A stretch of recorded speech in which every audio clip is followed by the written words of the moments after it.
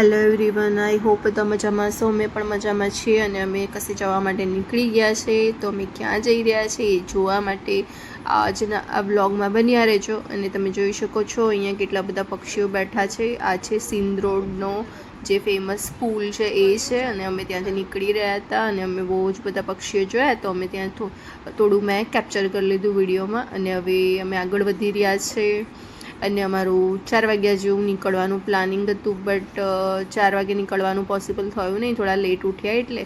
તો 6:30 જેવું નીકળ્યા હતા અને આગળ જઈ રહ્યા છે. જોવા ક્યાં જઈ રહ્યા છે એ જોવા માટે આ વિડીયોમાં બન્યા રહે.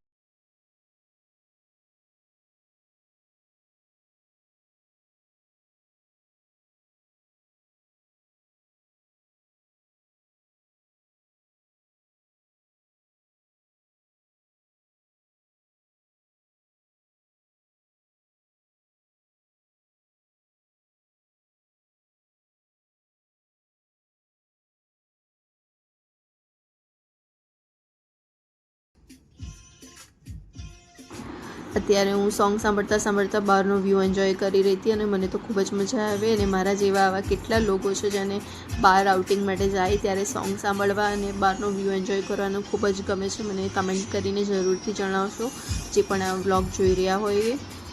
અને તમે જોઈ શકો છો કેટલો સરસ વ્યૂ આવી રહ્યો છે. રસ્તામાં સરસ ગ્રીનરી જોવાની, નાના નાના ઝૂંપડા જેવા ઘર અને એમના વાડા સરસ મજાના, ને વેલા હોય ને ફૂલ આવેલા હોય ને બધું જોવાની એટલી મજા આવે. અને અહીંયા વિક્રમ પણ ડાન્સ કરવાનું ચાલુ કરી દીધું હતું. એણે સોંગની વાઇબ્સ લઈ રહ્યો હતો એ પણ. અને વિકીનું સોંગ સાંભળતા સાંભળતા એને પણ જોશ આવી ગયો અને એ પણ ડાન્સ કરવાનું એણે ચાલુ કરી દીધું હતું ગાડીમાં. પછી મારે એને કહેવું પડ્યું કે પહેલાં ગાડી ચલાવો પછી ડાન્સ કરજો. આપણે ગાડી ચલાવી રહ્યા છે તો ગાડી પર કોન્સન્ટ્રેટ કરો અત્યારે. તો આ રીતના અમે એન્જોય કરતાં કરતાં આગળ વધી રહ્યા હતા અને એટલો સરસ વ્યૂ આવી રહ્યો હતો તો મને તો મજા પડી ગઈ હતી વ્યૂ જોવાની અને સોંગ સાંભળવાની. આ રીતના એકદમ ખૂબ જ સરસ ટાઈમ પાસ થઈ જાય, ખબર પણ ના પડે કે આપણે ક્યારે પહોંચી જઈએ ત્યાં. અહીંયા બેટુ મારી જોડે સૂઈ ગઈ હતી.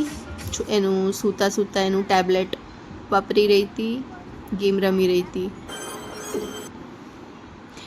હવે અમને એક જગ્યા દેખાઈ હતી ચાય નાસ્તા માટે, કેમ કે ઘરેથી બહુ ઉતાવળમાં નીકળ્યા હતા તો ચાય નાસ્તો કર્યો નહોતો. તો હવે અહીંયા ફાઇનલી ઊભા રહી ગયા હતા અને હું ખુશીને લઈને આગળ જઈ રહી હતી. અને અહીંયા ગેમ ઝોન હતું સામે, તો મને ડર હતો કે ખુશી ત્યાં ના ભાગી જાય રમવા, પણ એનું ધ્યાન ગયું નહીં એટલે સારું થયું અને ખ્યાલ ના આવ્યો અને મારી સાથે અંદર આવી ગઈ.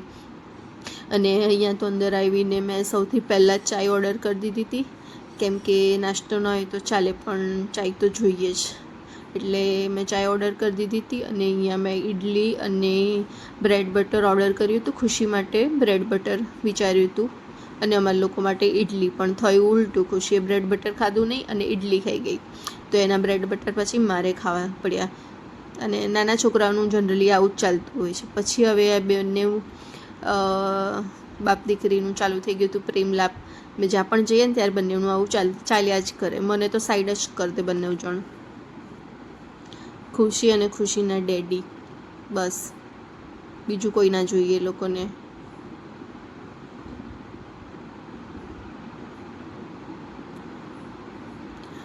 તો હવે હું મારી ચા પર કોન્સન્ટ્રેટ કરતી હતી અને મેં મારી ચા ફિનિશ કરી. અને ચા ખૂબ જ સરસ હતી અને નાસ્તો પણ એનો ખૂબ જ સરસ હતો.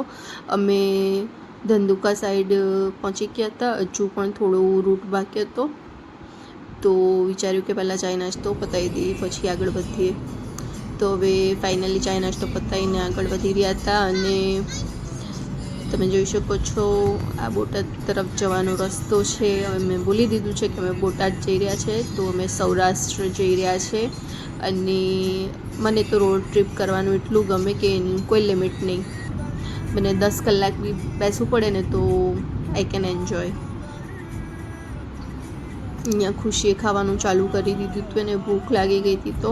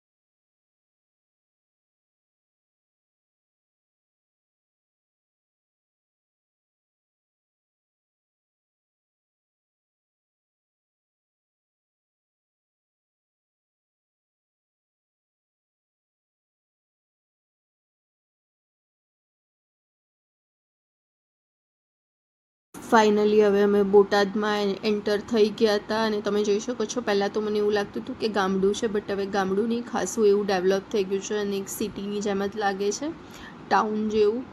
અને અહીંયા બહુ જ કન્જેસ્ટેડ રસ્તાઓ છે, ટ્રાફિક તો બહુ જ મળે અહીંયા. અને બોટાદની એક વાત છે, ગલીએ ગલીયામાં સાંઢ જોવા મળે. હવે બોટાદથી પણ અમારું જે ગામ છે એ થોડું આગળ છે, તો અમે બોટાદથી તુરખા ગામની સાઈડ અમે આગળ વધી રહ્યા હતા અને હવે અમે ગામમાં એન્ટ્રી કરી દીધી હતી. તમે જોઈ શકો છો સૌરાષ્ટ્રમાં હજી પણ આવા છગડા ચાલે છે. કોણ કોણ છગડામાં બેઠું છે મને જરૂરથી કહેજો. હું તો બેઠી છું 2-3 વાર, સૌરાષ્ટ્રમાં જ બેઠી છું. અને હવે આ અમારું ગામ આવી ગયું છે અને હવે આજે આગળ જે જગ્યા દેખાય છે બસ ત્યાં જ અમારો મઢ છે માતાજીનો. તો અમે ફાઇનલી મઢ પાસે પહોંચી ગયા હતા અને આ જે સામે દેખાય છે ચુંદડી એ જ અમારો મઢ છે. અને હવે અમે ત્યાં જઈ રહ્યા છે અને ત્યાં મેં પૂજા કરી દીધી હતી, બટ મેં એનું કશું રેકોર્ડ કર્યું નથી. મેં બસ મને એવું થયું નહીં કે પૂજા પાઠ કરતા ને એવું બધું બતાવું, એટલે મેં ખાલી અંદર એન્ટર થતાં સુધીમાં જ થોડું શૂટ કરી દીધું હતું. હવે આ અમારા મઢની જગ્યા છે, અમારા કુળદેવીનું મંદિર છે, અમારા તુરખાનો મઠ છે. હવે આ બેન જે હતા અમારા જોડે, એમનું ઘર તમે જોઈ શકો છો કેટલું સિમ્પલ છે, પણ એટલું એમણે જમવા માટે ફોર્સ કર્યો કે બનાવો બનાવો બનાવો, એ અમને ઓળખતા પણ નથી. અને એમને મારે પછી અમે ફાઇનલી ચા પાણી કરી એમના ત્યાં નીકળી ગયા હતા. અને તમે જોઈ શકો છો અહીંયા કેટલા ઢોર જોવા મળી રહ્યા છે. હવે ધીરે ધીરે અમે આગળ જઈ રહ્યા છે તુરખાથી અને ખુશી કંઈ કહી રહી છે.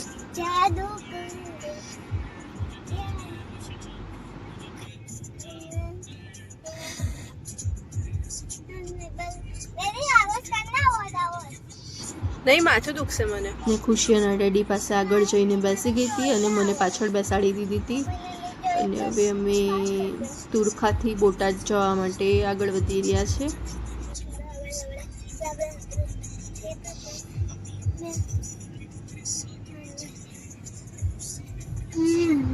અહીંયા મને એક જગ્યાએ ભૂંગળા બટાકા દેખાઈ ગયા હતા, તો વિક્રમે કીધું ચાલો ખવડાવું, અહીંયાના ભૂંગળા બટાકા ટેસ્ટ કરાવું. અહીંના ફેમસ છે, તો મેં ટ્રાય કરવા માટે જ મંગાવ્યા હતા. મેં અહીંના ખાધા નથી ભૂંગળા બટાકા કદી, પણ સાંભળ્યું બહુ છે કે સારા મળે છે. બટ આ સરસ હતા, મને બહુ જ ભાવ્યા. અને હું ફટફટ કેટલા બધા ખાઈ ગઈ મને જ ખ્યાલ ના આવ્યો. પછી મને યાદ આવ્યું કે વિક્રમને પૂછું.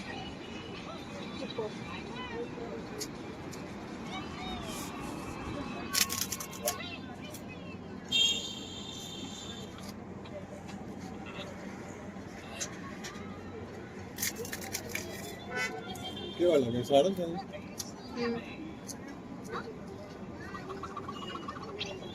એક દવા